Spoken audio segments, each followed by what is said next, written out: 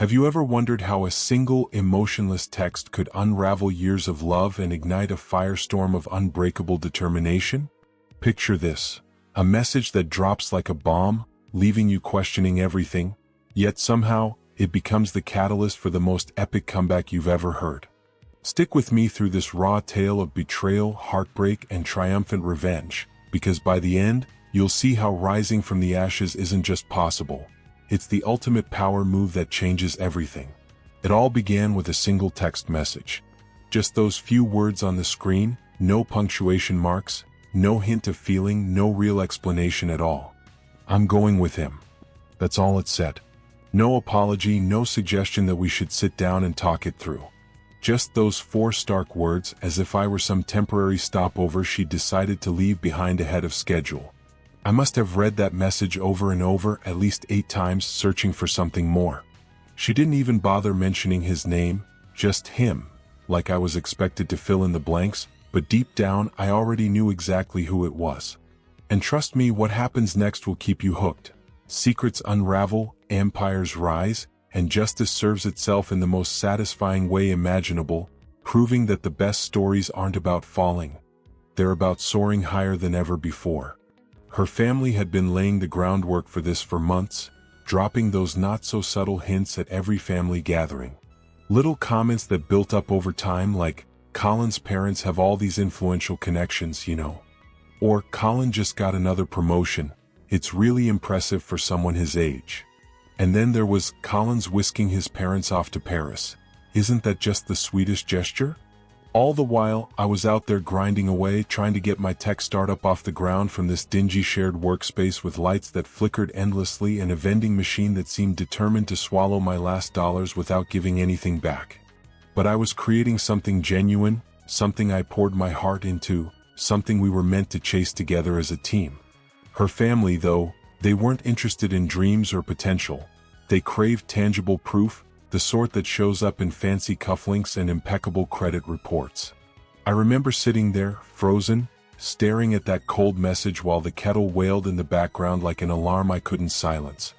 I'd been brewing tea for us both, her favorite chamomile blend, the one I always stocked up on in bulk because she swore it calmed her nerves and helped her drift off after those exhausting days. There I was, standing in the kitchen with 2 steaming mugs in hand, one gradually losing its warmth, the other now utterly meaningless. She hadn't even bothered to come home and gather her things face to face. Instead, she slipped away while I was out pitching to a potential vendor, grabbing her coats, her phone charger, that fake fiddle leaf fig plant she loved, and the vintage camera I'd surprised her with last Christmas. Yet she left behind the framed photo of us from that sunny day at Coney Island, the one where we looked so carefree and connected. Of course she did. Why would she want a reminder like that? I nearly fired off a response right then, typing out 3 different versions that spilled out my hurt and anger. "Seriously? I gave you my everything." Or, "Good luck when he inevitably gets bored of the novelty." But I hit delete on every single one. I refused to hand her the satisfaction of seeing how deeply she'd rattled me. Instead, I powered down my phone, wandered over to the mirror, and confronted the reflection staring back. The version of myself she'd abandoned without a second thought. My hair was a tangled mess, my eyes shadowed with exhaustion, and I was still wearing that t-shirt with a faint smudge of her foundation on the shoulder from some forgotten hug. I looked every bit like a man who'd been defeated, and for those first 2 days that's exactly how I felt, like I'd lost everything that mattered. I shut out the world, not speaking to a soul. My buddy Mal tried calling 9 times, but I let it ring through. Even when the landlord banged on the door about the overdue rent, I pretended not to hear. And at work on the app one was developing, I let a critical bug slip into the live version, crashing half the back end without a care in the world. But then, on the 3rd day, a quiet shift happened inside me. I woke up still sprawled on the couch, my gaze landing on her mug abandoned in the sink, the one emblazoned with, "Let the world burn. I'm having tea." I fixed my eyes on it for what felt like an eternity, a full minute ticking by. Then, in a surge of clarity, I snatched a marker and crossed out that T, replacing it with revenge in bold strokes. That's the moment I realized I wasn't about to plead for her to come back or waste energy proving myself to her judgmental parents. No, I was going to rise above it all, not just survive but truly win, thrive in ways that would speak for themselves. And she'd have no choice but to witness it unfold. Weeks passed without a single word from her after that abrupt, one-line dismissal. Not a phone call, not even the smallest gesture, just this echoing silence as if our shared history had vanished into thin air. But her social media? That painted the full picture loud and clear. In mere days, she'd updated her profile photo to one of her and him cozied up at some upscale ski lodge, both in pristine matching white coats with those overly polished, artificial smiles. He struck me as the type who'd wear sunglasses indoors at night, likely because his oversized ego cast its own shadow over everything. And those captions she posted, things like, "grateful for new beginnings," hammered home the point.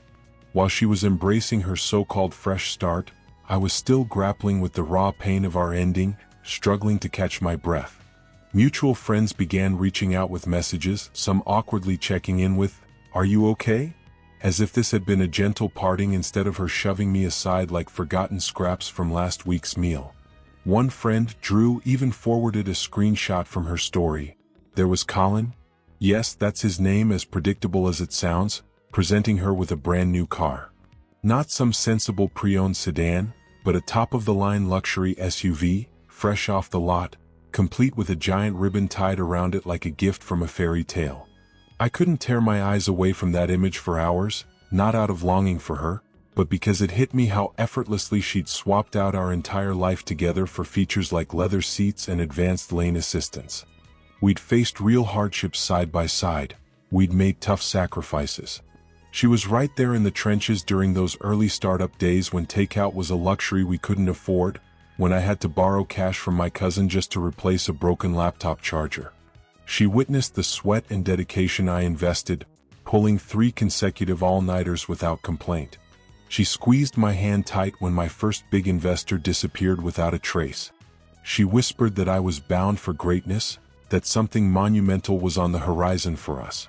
But apparently, that sense of destiny fades when someone else comes along with the ready-made mansion and all the trimmings.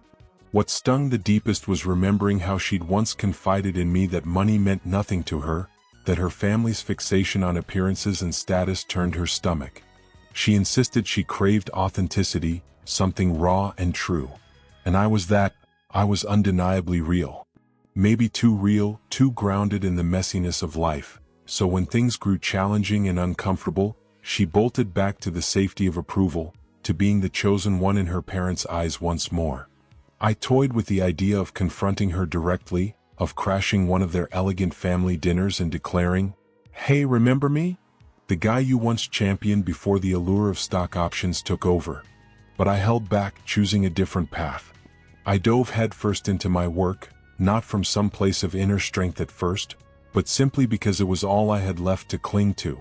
It wasn't pretty or polished, it was grueling, relentless. Most nights, I crashed on the couch without even making it to bed. My fridge held nothing but expired hummus and cans of flat soda. I let texts pile up unread, skipped out on friends' birthdays.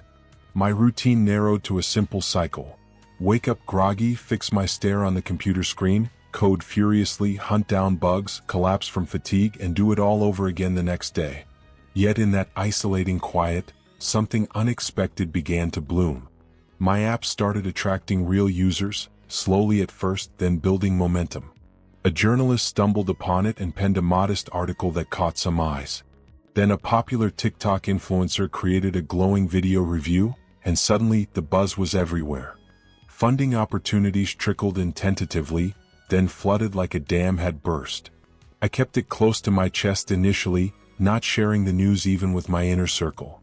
I wanted to nurture it in purity, to own it fully, because unlike her motivations, mine weren't about seeking validation or cheers from the crowd. This drive came from being overlooked, cast aside, scrutinized, and deemed insufficient. I was determined that the next time our paths crossed in her awareness, it wouldn't be me begging at her doorstep. No, it would be my presence unavoidable, woven into the fabric of her everyday world. The first glimpse she caught of me again wasn't face-to-face. It was larger than life, splashed across a massive billboard right in the heart of her neighborhood. And no, I didn't orchestrate that spot out of pettiness. It was pure coincidence. My company secured its breakthrough funding round, hitting 7 figures, and the ad team selected that prime location without any input from me. It felt almost poetic, didn't it? The very route her parents had driven me along, peppering the ride with their patronizing chit-chat, now featured my name and face looming high above the bustling traffic. I didn't broadcast it online or indulge in any gloating. But she noticed. Oh, without a doubt she saw it. I could tell because just a week later she lifted the block on my profile. Then the quiet like started appearing on my ancient posts, like a tentative trail of digital crumbs leading somewhere unspoken. And then came the ultimate finishing touch, like a cherry perched perfectly on top of it all. A solitary message that pinged through at 1:14 in the dead of night. Just that one simple word, congrats. I chose not to respond, not out of having nothing left to express, but precisely because I had an ocean of thoughts swirling inside, and not a single drop of it deserved to be handed over to her anymore. 4 months, I'd been trapped in this cycle of self-doubt, convincing myself that perhaps I was the flawed piece in the puzzle, that her decision to walk away might have held some validity, that expecting someone to stand by you while you clawed your way up from nothing was simply asking for too much in this world. But look at me now. My inbox was filling up with emails from the very industry leaders I'd once chased desperately for even a brief meeting. I was bringing on new team members, expanding the operation. We had a legitimate office space at last, complete with sleek furniture and windows that let in actual sunlight. I even received my first official business credit card, the kind with my name elegantly embossed in shimmering silver, a small symbol of how far things had come. Yet it wasn't only about piecing myself back together. A deeper transformation had taken root as well. That's when I crossed paths with someone new. Her name is Emery, and she's worlds apart from Nain in every meaningful way. She doesn't bat an eye at my casual style, my aversion to stuffy suits or polished pretense. She views ambition not as some bargaining chip to trade for social nods or family praise, but as a genuine fire worth fueling. When she listens to me, it's not to poke holes in my ideas or scout for vulnerabilities. It's because she truly values what's being shared, because she cares on a level that's refreshingly sincere. Our paths first crossed at this networking mixer I'd nearly blown off entirely. I was drained from the week, hadn't bothered shaving, and was rocking the same worn-out sneakers that had carried me through 4 grueling years of hustle. But somehow she saw past all that and found me captivating, not the slick pitch I could deliver, not the product I was pushing, but the real me underneath it all. And right as things with Emery began to blossom into something solid and promising, Nain decided to reach out once more. This time, her message stretched a bit longer, carrying a touch more weight. "I don't know if this comes across as strange," she wrote, "but I happened to drive past your billboard the other day. You look genuinely happy in that shot, really, truly content. I'm so glad to see you're thriving. You've always been worthy of far more recognition than anyone ever gave you." I sat there, unsure how to process those words.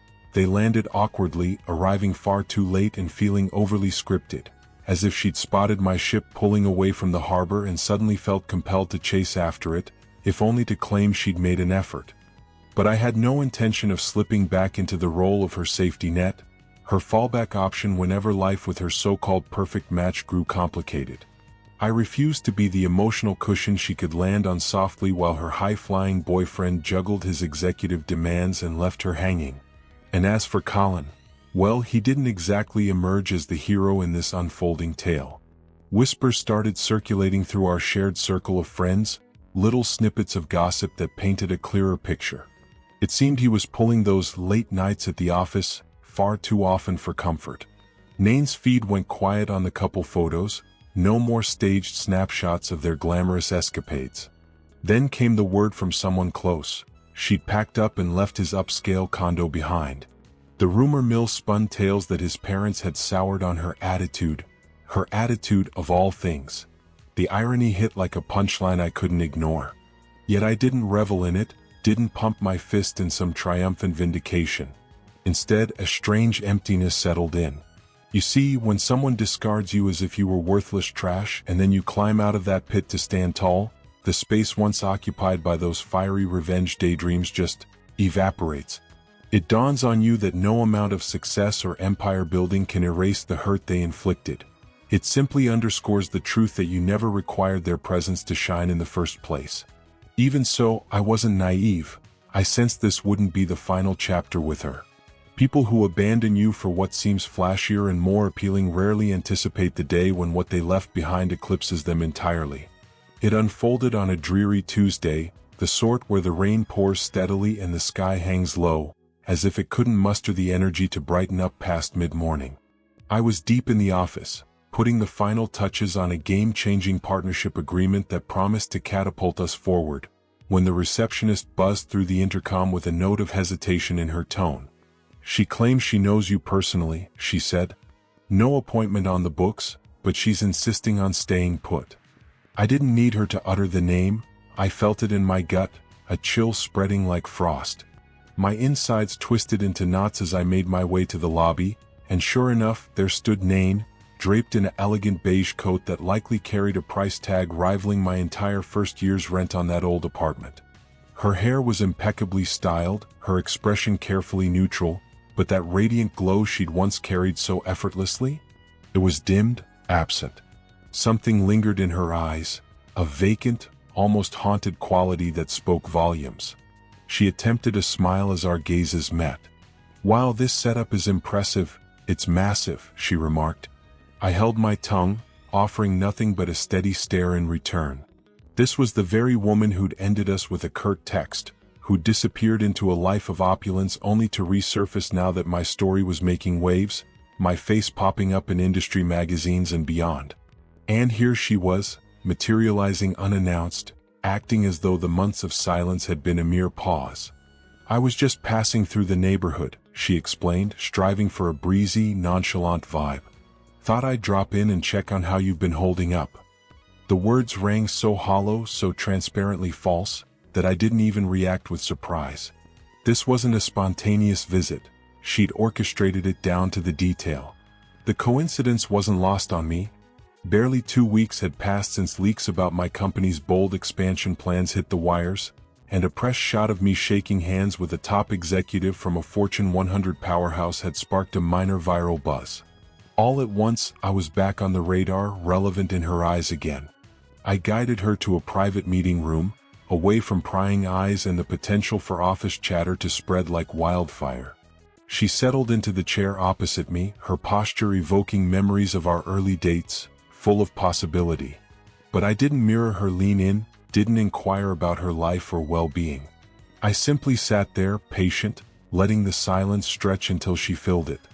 "I've made some serious mistakes," she confessed at last, her voice carrying a weight of regret.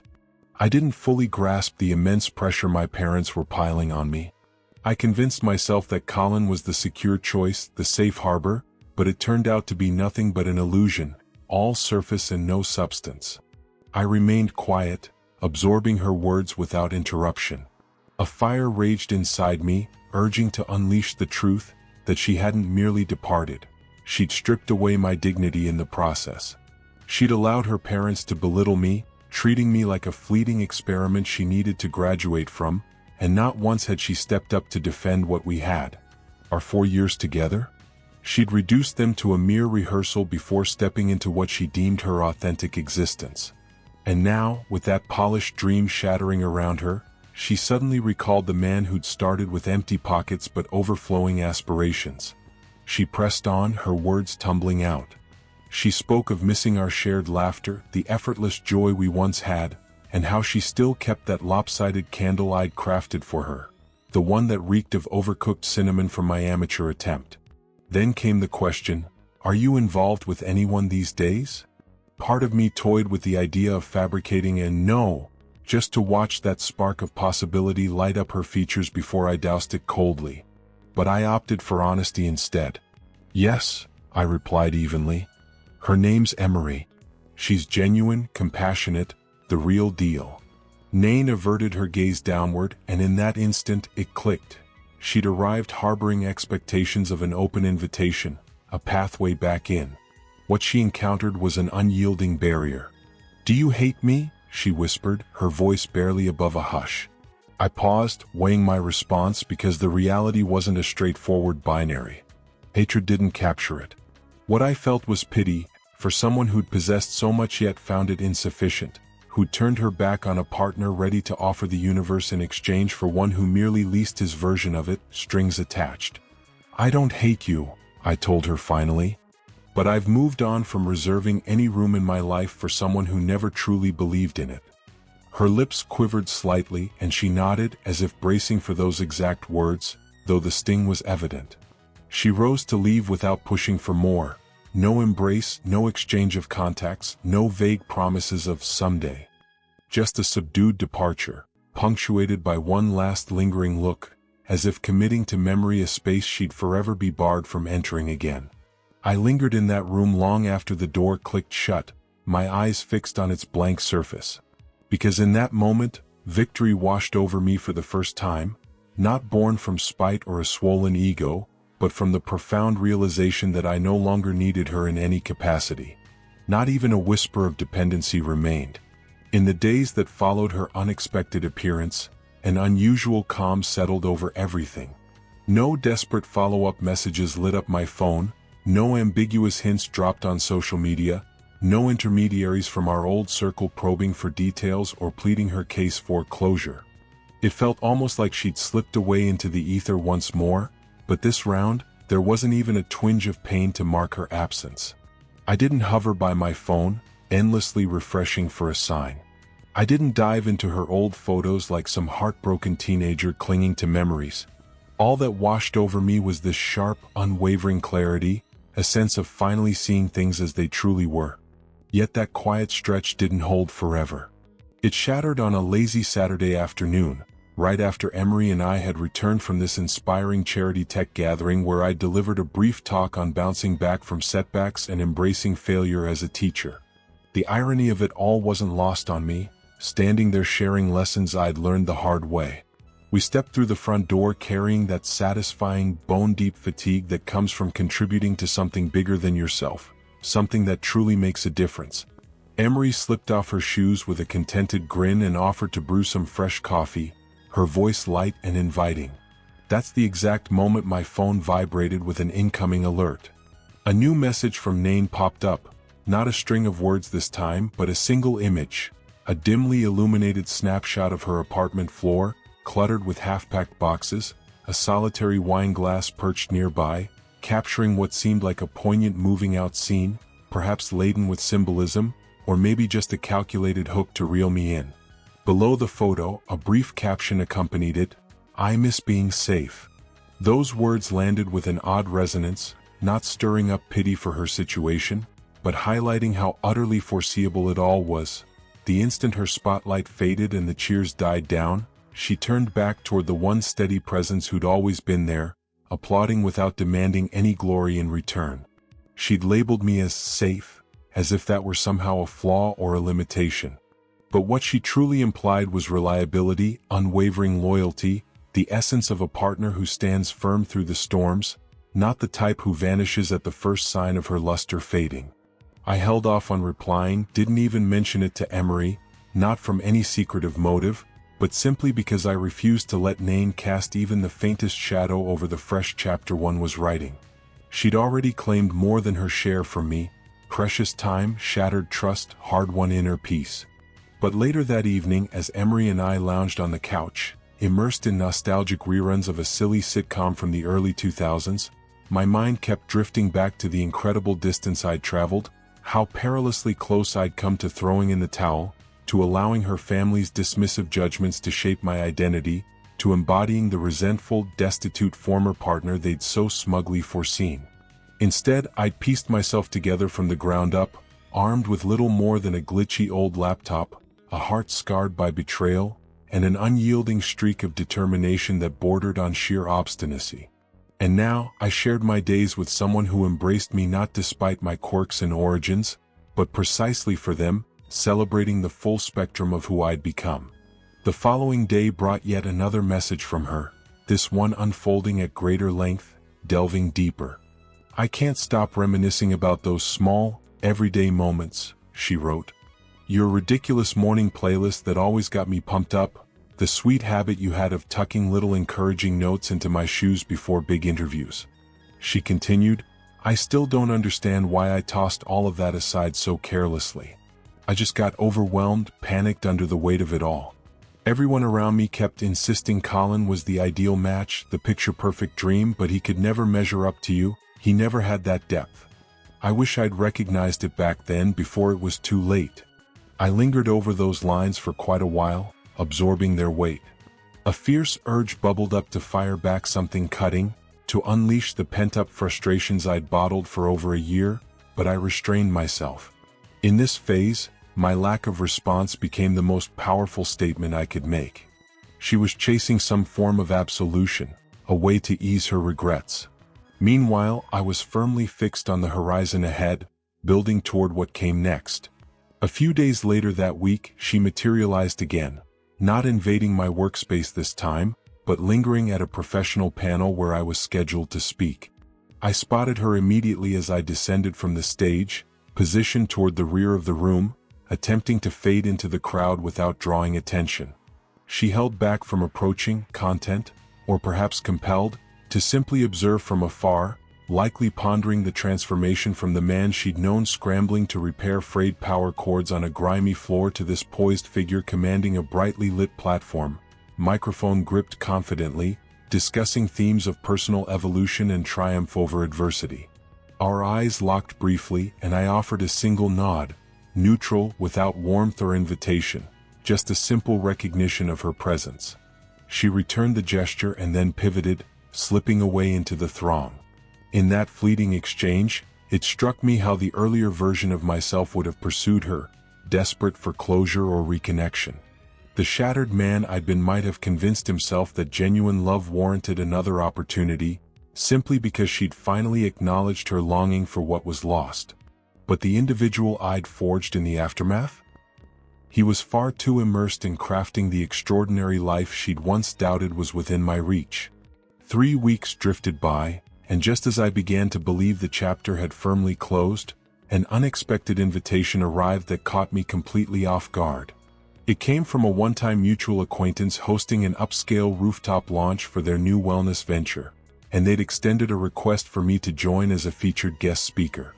The gig was low-key, a quick 5-minute informal chat by the fire pit, touching on the grit of entrepreneurship intertwined with building emotional strength. To call it ironic barely scratched the surface of how fitting it felt.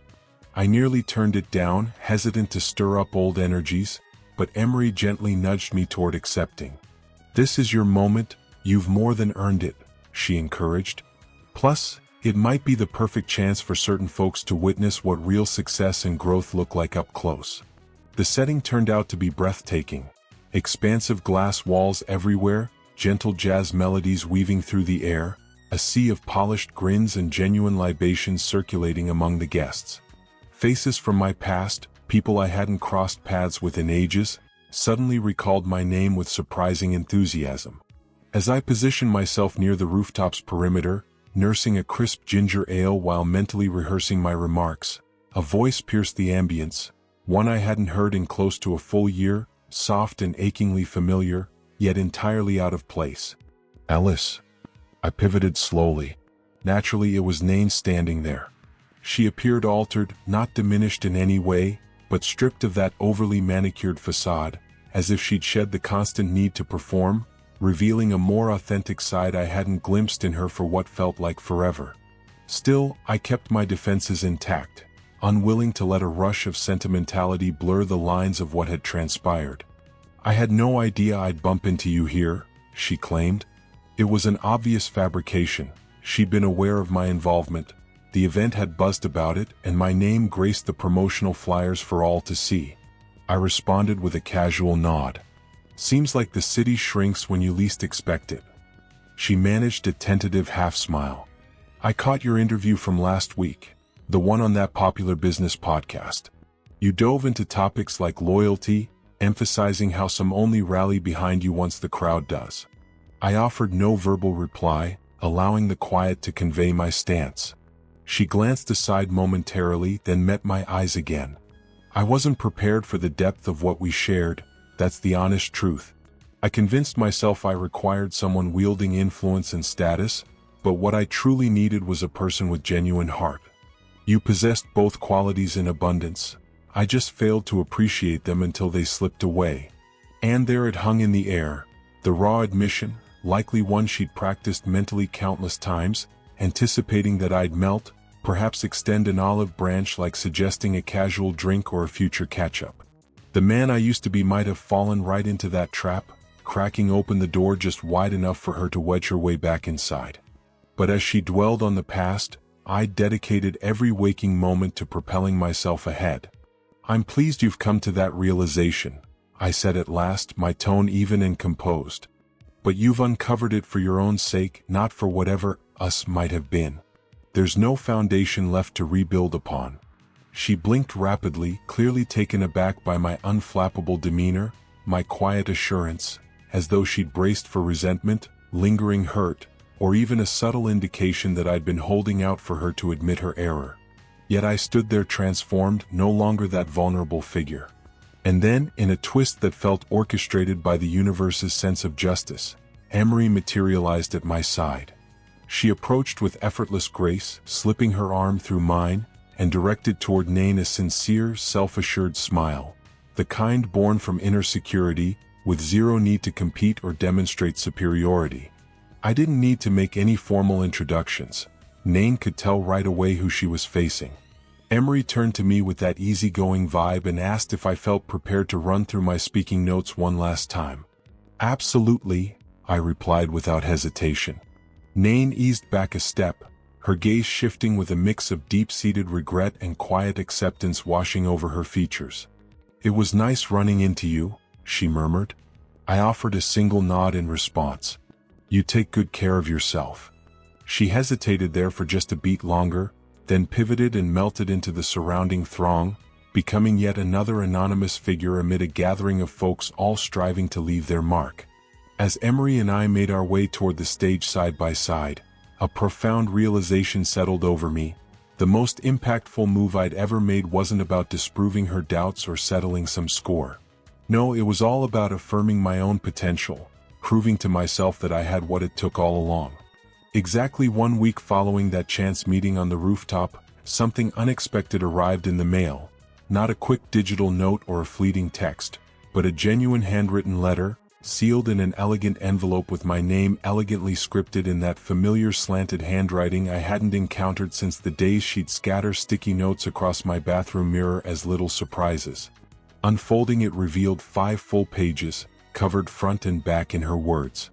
5 pages packed with heartfelt apologies, vivid recollections of our shared moments, detailed explanations for her choices, subtle shifts of blame, and above all, waves of remorse.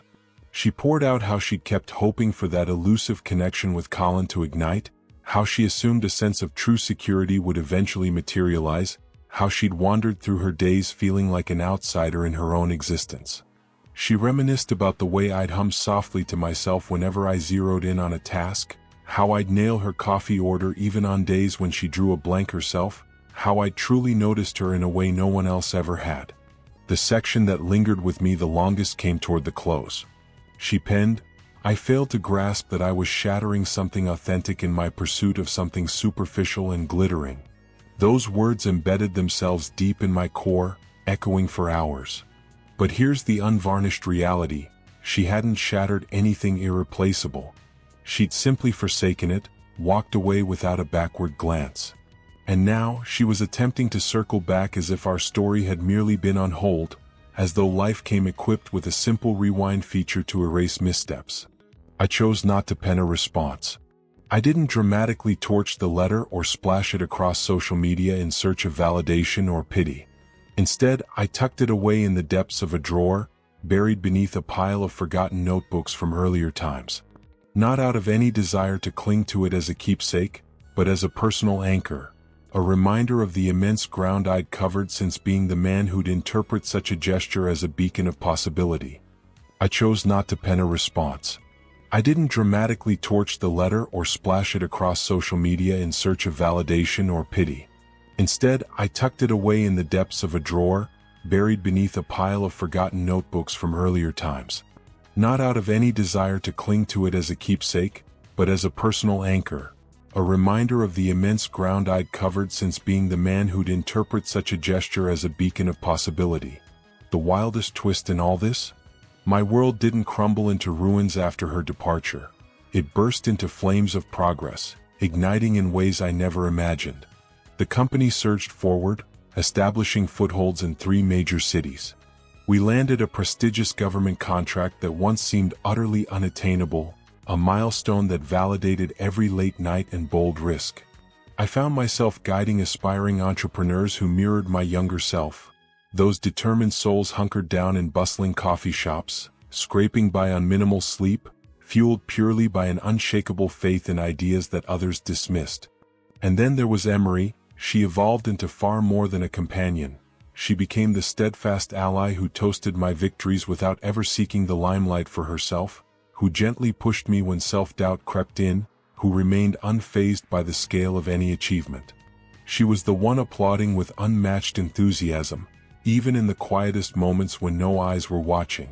One evening, after a marathon of consecutive meetings that left me drained, I opened up to Emery about the entire saga from start to finish. I laid it all bare, holding nothing in reserve. The initial devastating text, the glossy yacht snapshots that rubbed salt in the wound, the elaborate letter, every raw detail. I braced for her to feel wounded or frustrated, perhaps even a spark of jealousy, but she simply offered a gentle smile and responded, "Your history doesn't intimidate me at all. I'm just thankful it cleared the path for what we have now." In that instant, everything clicked into place. That's when it truly hit me that all I'd believed was stripped away hadn't been destined for me anyway. I'd been grasping at a distorted vision of love, one patched together from mere endurance and wishful thinking, lacking the bedrock of genuine trust and authenticity. What Nain had offered in those closing months wasn't true affection. It was more like a ticking timer leading straight to disloyalty. And in contrast, what filled my days now was serenity, unfiltered honesty, a foundation so firm that I didn't have to constantly prove my worth or plead for stability. She'd had her opportunity and she'd chosen to step away from it. No matter how many pages of confession she poured out or how often she emerged from the shadows at events, she couldn't alter the conclusion, because the person she'd abandoned had long since evolved beyond recognition. The final encounter with Nain caught me off guard. It wasn't orchestrated or staged. I wasn't suited up for show or surrounded by admirers, no sweeping gestures or audience to witness. It was just an ordinary morning at my go-to downtown cafe, the spot I hit routinely before diving into the workday. I stood in the queue, still shaking off the fog of sleep, anticipating my standard black coffee, when a faint gasp sounded from behind. I glanced over my shoulder and there she stood.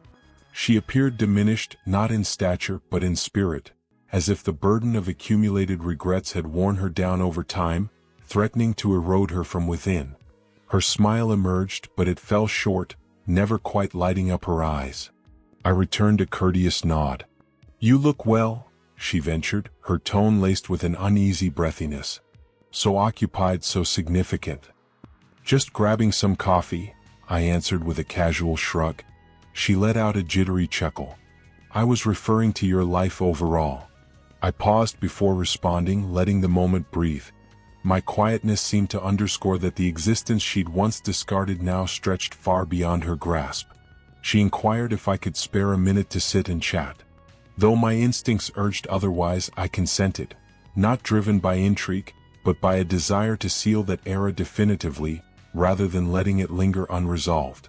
We claimed a spot near the window, the morning light filtering in softly. She opened up about how her relationship with Colin had unraveled, how the facade splintered and everything collapsed, how he'd viewed her more as a decorative prize than a true equal, how even after bending to every expectation her parents imposed, they still withheld their full endorsement. She confessed to feeling profoundly isolated, to constantly reflecting on the path she'd forsaken. "On us, on me. I realize it's far past the point of no return," she admitted, her words quivering with emotion. "But you were the sole individual who ever truly perceived me, not for potential gains but for my authentic self." I savored a deliberate sip from my coffee cup. locking eyes with her in that moment of unflinching resolve. For the very first time, no waves of anger crashed over me, no lingering pain twisted in my chest, and not a single flicker of pity emerged. Instead, what flooded through every part of me was an overwhelming sense of absolute freedom, like chains I'd carried far too long had finally shattered. "I truly did see you," I said in a gentle tone, "and I invested every ounce of my love into us, giving it my all without holding back. But you never really saw me, not in the moments that truly mattered, not when our future hung in the balance. And that man you decided to abandon? He's vanished, replaced by someone stronger and wiser." Tears gathered at the corners of her eyes as she gave a slow nod, almost as if she'd rehearsed this exact exchange in her mind, clinging to a slim chance for a gentler resolution. But in the end, she seemed to embrace the raw truth of it all. I pushed back from the table, standing tall, and shared my sincere hope that she'd uncover her own path to serenity. Then I walked away without so much as a backward peek. That instant sealed it forever. No heated outburst to echo through the years, no tender goodbye hug, no over-the-top dramatic flourish, just a pair of lives that had split apart on diverging trails, with her at last confronting the reality that her decision had steered her astray. In these present times, each new morning greets me as I stir awake next to Emery in our warm and inviting home nestled right on the fringe of the bustling city. She takes charge of brewing the coffee with that familiar routine, while I dive into reviewing the latest pitches and ideas streaming in. We share light-hearted squabbles about which movie deserves our evening, or who let the dishwasher sit full overnight. It's nothing like those glossy fantasies you see in stories. It's authentic, touchable, the kind of everyday life that feels solid and true under your feet. And that's exactly the deep longing I'd harbored all along. Not someone captivated by a shiny, idealized version of who I might become, but a true companion who valued me through the toughest struggles and stays firmly by my side as I've pieced together this fulfilling world of plenty. The company keeps soaring higher, stretching its influence further and making real waves. My inner wounds have healed completely, leaving no scars to ache. The whispers from the past have faded into nothingness. And the part that brings the greatest satisfaction? I never stooped to seeking payback or striking out in anger. All I did was dedicate myself to personal growth in the quiet shadows, with unwavering honesty, fully and unapologetically. On the day she turned her back and left, she let go of something extraordinarily precious and one of a kind. But for me, I unearthed all that I'd ever genuinely required to thrive. If this story of betrayal, resilience, and ultimate triumph resonated with you, don't forget to hit that like button, share it with someone who needs to hear it, and subscribe to Dark Infidelity Stories for more gripping tales that dive deep into the shadows of relationships gone wrong. Your support keeps these stories coming. Join the community today.